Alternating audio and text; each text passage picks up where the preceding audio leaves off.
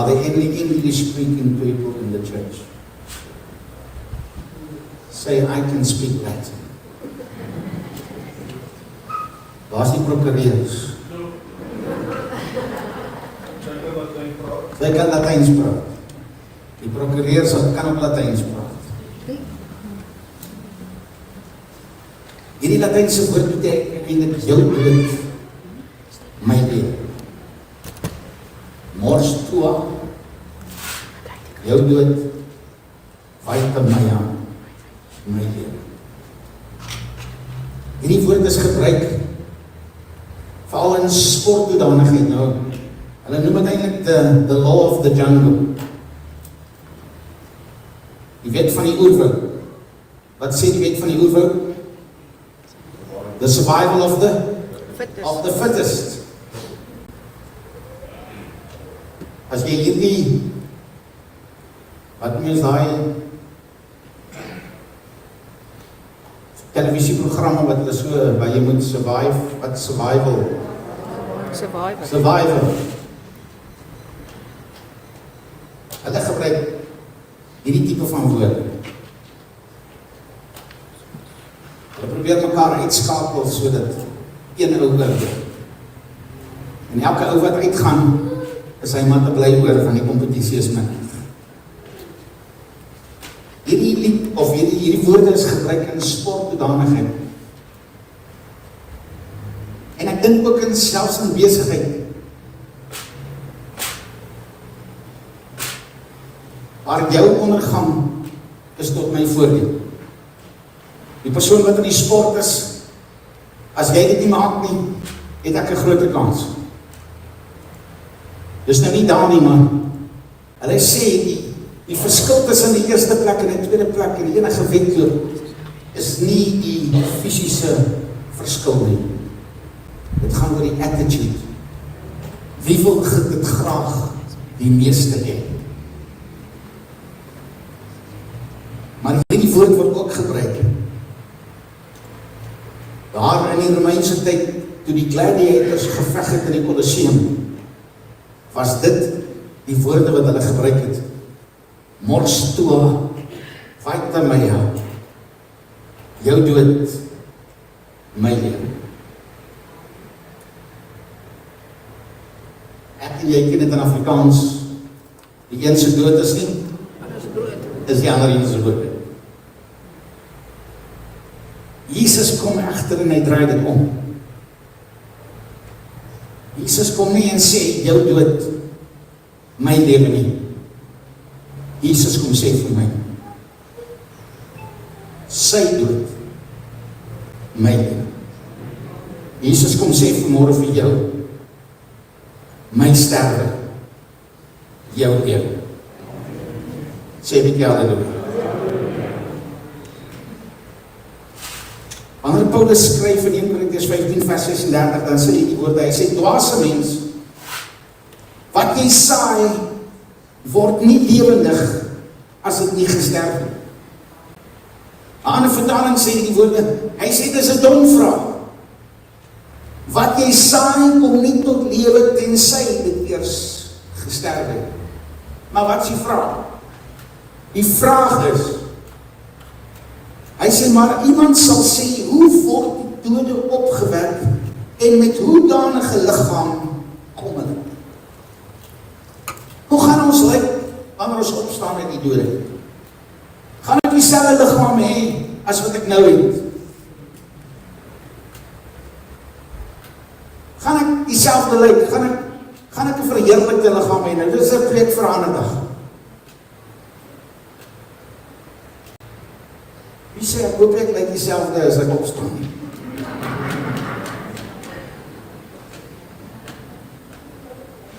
Wat hy hier eintlik wil sê, is 'n dom vraag. Die vraag die verkeerde vraag. Hy sê, iets kan nie lewe, tensy dit nie eers gesterf het. Ek wil vanmôre 'n stelling maak en sê, die Bybel kan opgesom word in 4, kom ons noem dit, 4 boodskappe, of 'n 4voudige boodskap. 4 elemente of 4 stadiums. Die eerste een is my lewe, my sterwe. Die tweede een is Jesus se lewe, sy sterwe. Die derde een is sy sterwe, my lewe, en die vierde een is my sterwe, sy lewe. Amen. Nou as ons moet praat oor my lewe en my sterwe, ken ons het so goed. In die begin het God die mens geformeer uit die stof van die aarde en in sy neus die asem van die lewe geblaas en so het hy dan 'n lewende siel geword. Sê vir jou langs jou, God wil gehad dat jy moet die wees. God het jou lewe gegee. God het die asem van die lewe in jou geblaas en jy het 'n lewende siel geword. Toe God het met Adam gedoen het en daarna toe hy 'n probleem met Eva.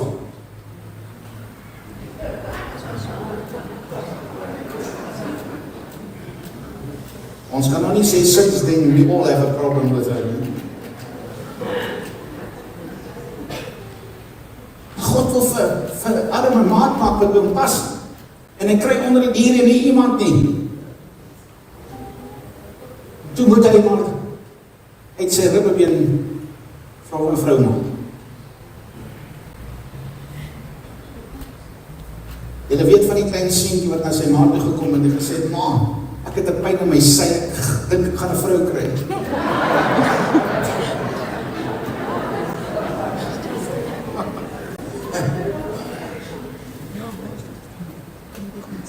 God sê vir die mens aan wie hy lewe gegee het, moet asseblief nie eet van die boom wat in die middel van die tuin is. Van al die ander bome mag jy eet. Maar vir daai een wat in die middel van die tuin staan, mag jy nie eet nie. As 'n opdrag. Tipies mens. Jy kry dit met jou kinders ook. Daai ding wat jy van hom vra, moenie dit doen nie. Hy sal regtig daai ding gaan doen.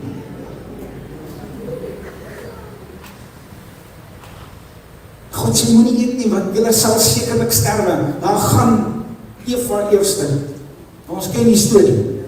Adam blamed Eve and Eve blamed the snake and the snake didn't have a leg to stand.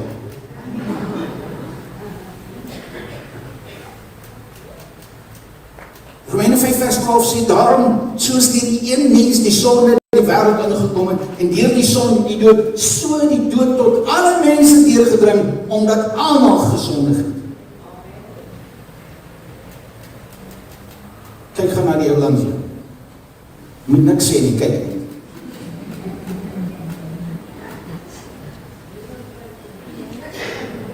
Want Romeine 3 vers 23 sê, almal het gesondig. Wat jy kon gesê het, is jy lyk vir niet so heilig. Want ons almal het gesondig en ontbreek ons aan die heerlikheid van God. Romeine 6 vers 23 sê die woorde, hy sê, want die loon van die sonde is die dood. Maar die genadegawe van God is die ewige lewe in Christus Jesus. Sê ek halleluja. Dat het nie daar gebly nie. Gee die Here die lof. As het daar geëindig het, het die Bybel geëindig. Maar prys die Here, daar is 'n volgende stap, daar is 'n volgende gedeelte. Daar is nie net my lewe en my sterwe nie. Daar is 'n Jesus se lewe en sy sterwe. Johannes 1 vers 1 begin, hy sê, die begin was die woord en die woord was by God en die woord was God. Hy was van die begin af by God en alles wat ontstaan het deur hom ontstaan. En niks wat ontstaan het sonder hom ontstaan nie. In hom was lewe en die lewe was die lig van die mense. Sê met die prys hier.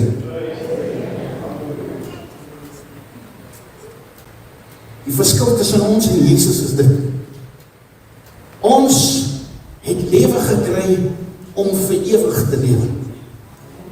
Gods bedoeling was nooit dat Adam moes sterf nie. Dit was nooit sy bedoeling dat die mens moes sterf nie. God het lewe gegee sodat jy en ek sal bly lewe. Maar weet jy wat, Jesus het aardse lewe gekry om te sterf. Soms sleg as jy groot word en te weet ek gaan nie lang leef nie. Ek is veronderstel om te sterf. Vir mense wat nie eens verdien. Dis die ergste. Vir mense wat nie eens gaan waardeer nie. Maar hy sy missie is, ek het lewe gekry sodat ek kan sterf.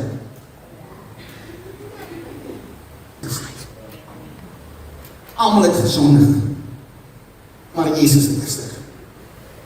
En dat ek dit sal weet. Onthou jy daai lied, Lord, I lift your name on high. Ken jy hom? Lord, I lift your name on high. Lord, I'd love to sing your praises. I'm so glad you're in my life. I'm so glad you came to save us. You came from heaven to earth to show the way from the earth to the cross. My debt to pay, from the cross to the grave, from the grave to the sky. Lord, I lift your name on high. Die Here bied jy lof vir vandag weer.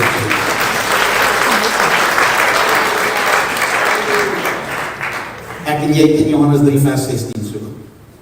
Want so lief het God die wêreld gehad.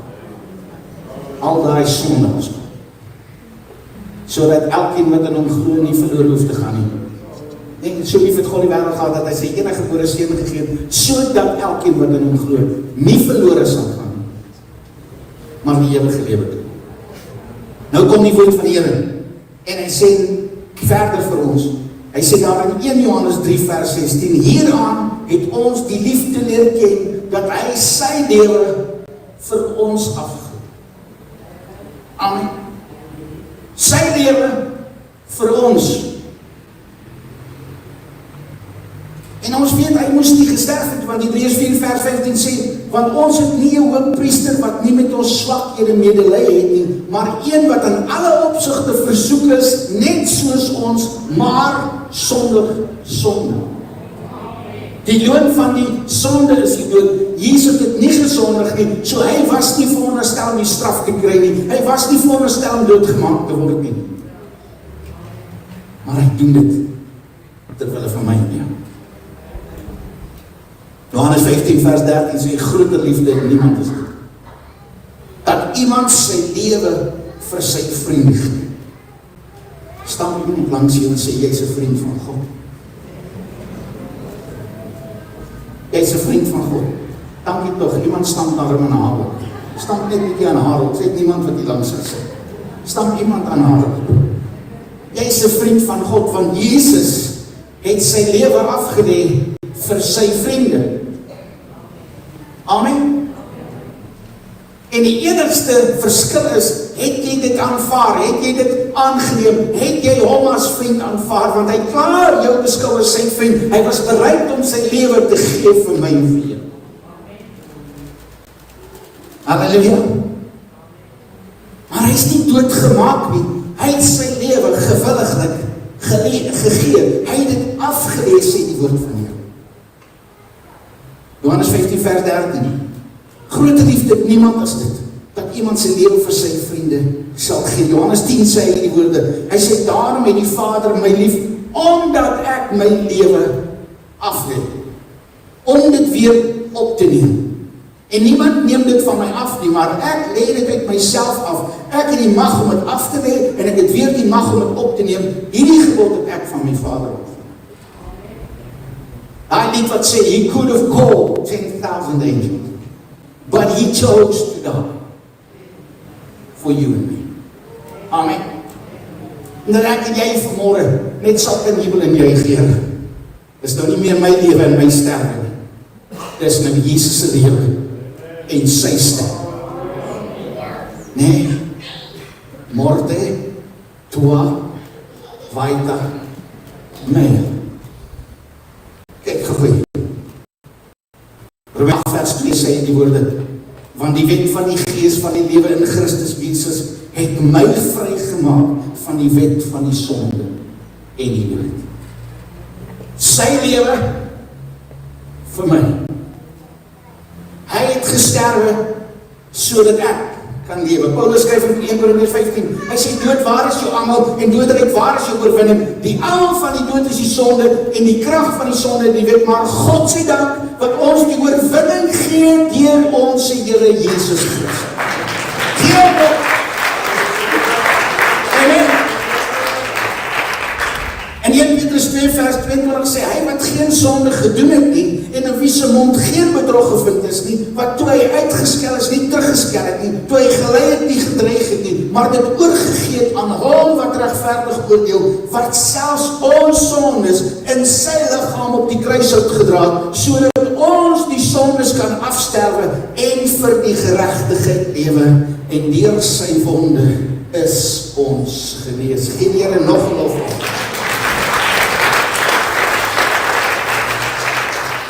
Al die sien nou en sê, prys die Here, daar is 'n kans.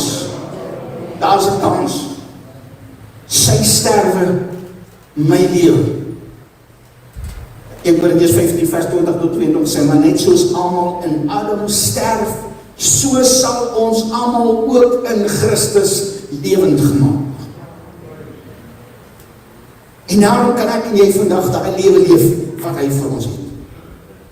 Nou, by Lazarus se opwekking, en Lazarus is daar 4 dae in die graf, en Jesus daag eers na 4 dae op.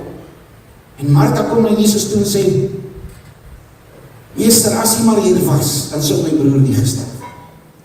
Dat is geloof, om te glo, as Jesus net daar was, dan sou hy nie gesterf het. En Jesus sê van Martha, as jy glo, sal jy lewe al het nie ook gesterf. Hy sê, Martha, ek weet, hy sal nie opstaan, sy sê toe vir hom, Jesus sê vir haar, jou broer sal sekerlik in die dood uit opstaan, maar Martha sê vir hom, ek weet, hy sal by die opstanding op die laaste dag in die dood uit opstaan, maar Jesus sê vir haar die woorde, ek is die opstanding en die lewe, wie in my glo, sal lewe, al sterwe hy. Amen. Prys sy naam. Nou, Jesus kom en hy sê vir ons in Johannes 6. Hy sê hierdie woorde, hy wat my vlees eet en my bloed drink, het die ewige lewe. En ek sal hom opwek in die laaste dag. Want my vlees is waarlik spys en my bloed is waarlik drank. Wie my vlees eet en my bloed drink, bly in my en ek in hom. Soos die lewende Vader my gestuur het en ek in die Vader lewe, so sal hy wat my eet ook lewe. Dit is die brood wat in die hemel neerdal, nie soos julle vaders die manna gegee het en gesterwe het nie. Hy sê, wie hierdie brood eet, sal tot in die ewigheid lewe.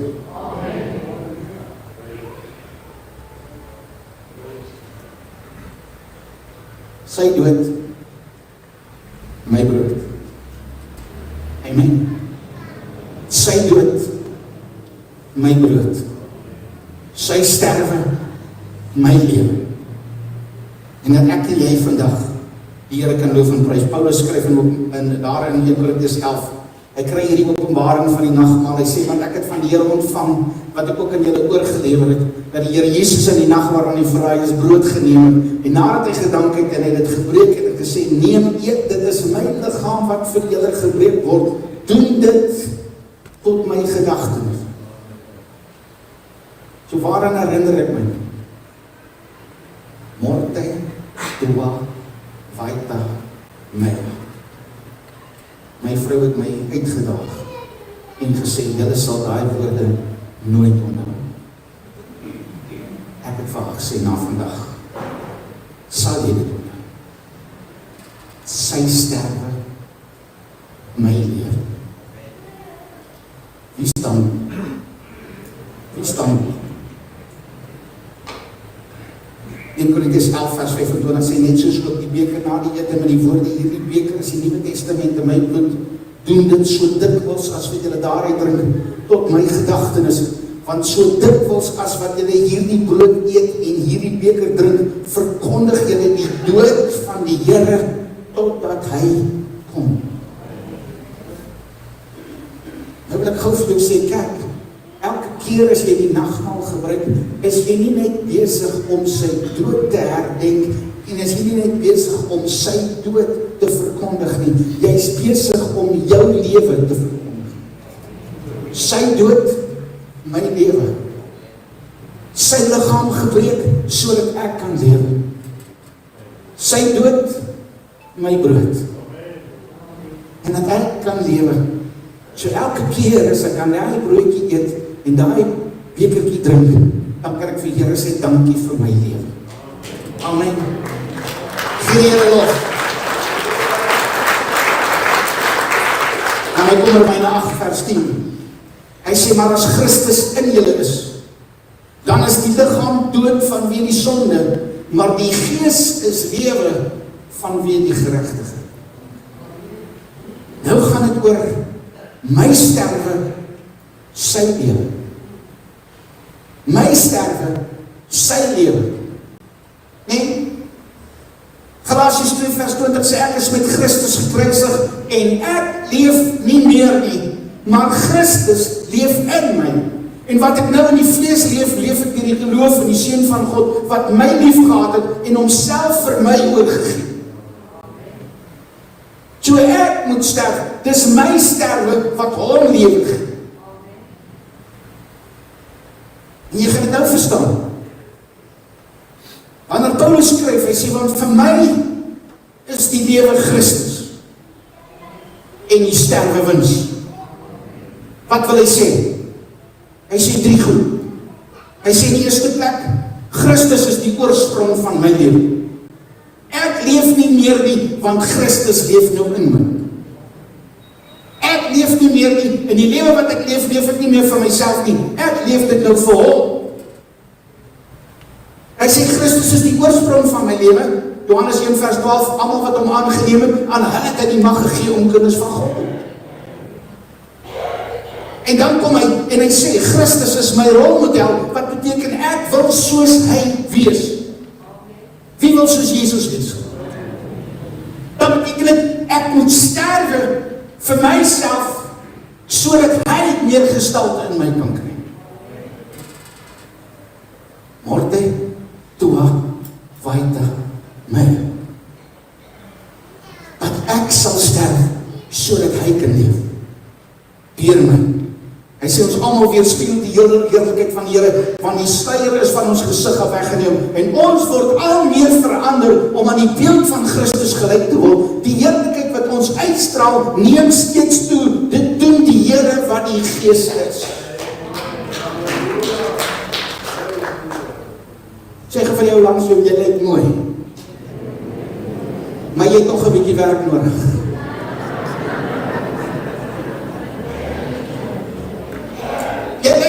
Soos hy. Maar dit beteken dat moet 'n bietjie meer sterf, sodat daar 'n bietjie meer van hom kan lewe. Hy sê Christus is my doel, hy is my rede vir lewe. Hy sê ek leef nie meer nie, maar Christus leef in my. Aan die Kolossense skryf Paulus hierdie woorde. Hy sê, want julle het gesterwe en julle lewe is saam met Christus verborge in God. Weet jy daar net 2 soorte mense vanmôre in die kerk is? Daar's net 2 soorte mense vanmôre in die kerk, die wat lewe en die wat gesterf het. Die ou wat lewe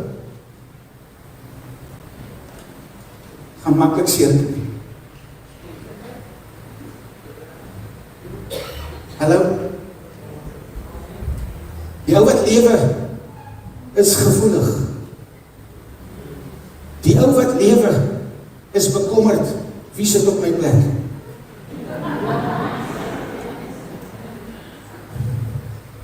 Die ou wat lewe wip hom as iemand my nie groet. Die ou wat lewe neem aanstoot. Maar 'n dooie ou kry nie seën.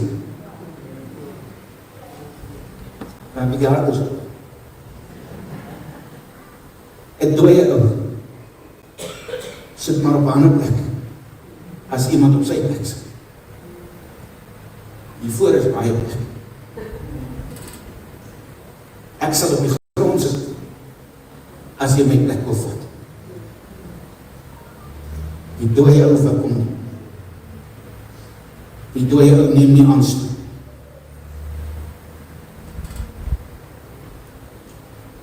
Die dooie ou het lief, soos wat Christus lief het. Die wat sê Paulus skryf daar in 1 Korintiërs 15 vers 31, hy sê ek sterf dag vir dag. Elke môre as ek opstaan, dan moet ek eers die ou kruisig. Dan moet hierdie ou eers weer sterf.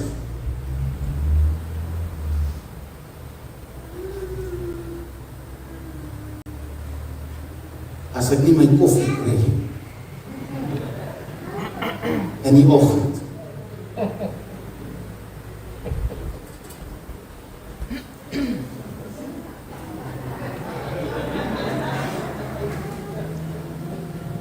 sterwe se saak.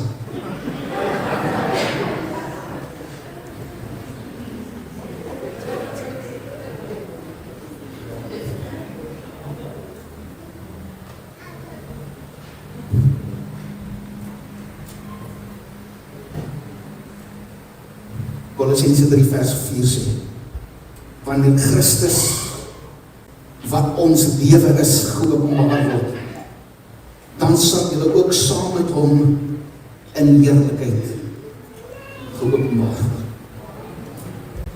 Die vraag is vanmôre, wie is jou lewe?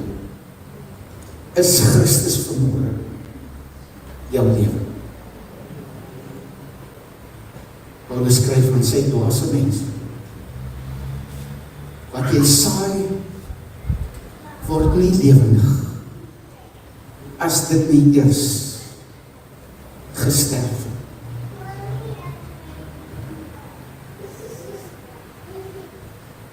2 Timoteus 2 vers 11. Hy sê dis 'n betroubare woord, want as ons met hom gesterf het, sal ons ook met hom leef.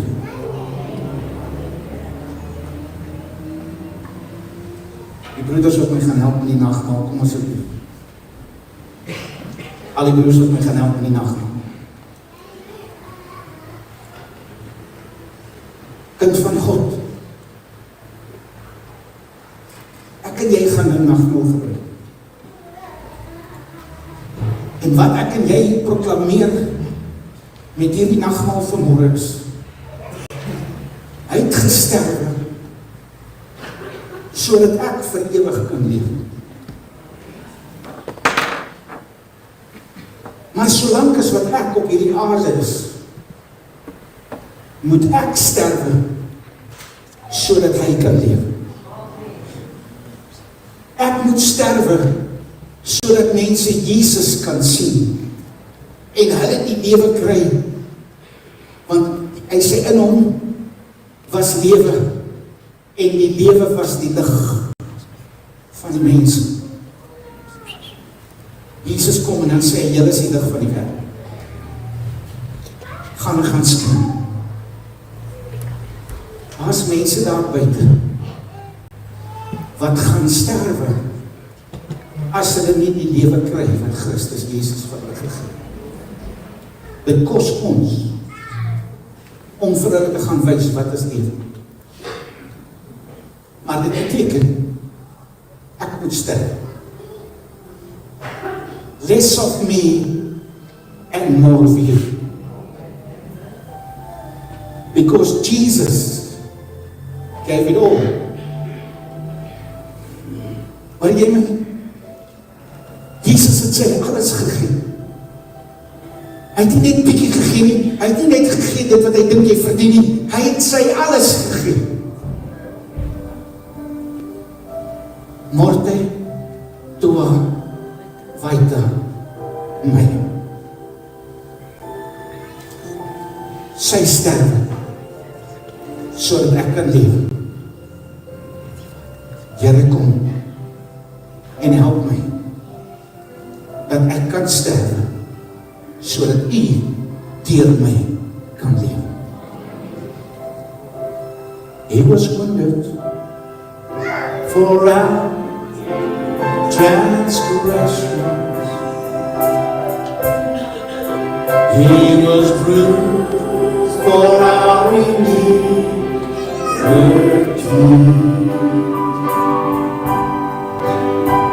Surely He bore our sorrow,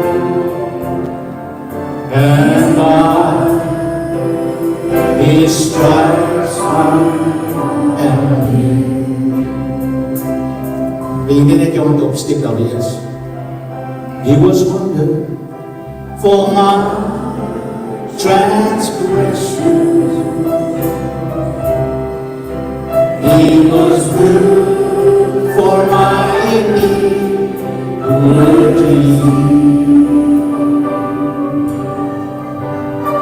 Surely He bore my sorrow, and by His stripes I am healed. Jy nou waar jy sit, wil jy net jou oë sluit vir 'n oomblik. En hierdie is nie 'n uitnodiging vir enkele mense.